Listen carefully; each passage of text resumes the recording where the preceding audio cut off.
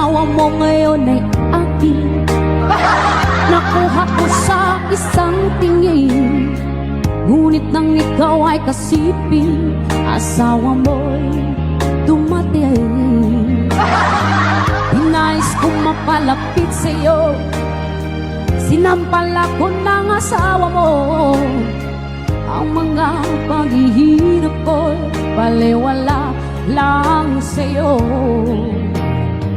Ikaw ay aking minahal, kahit mukha kang animal, ngunit ako pala'y naging isang hangal, naghahangad ng isang lasinggero.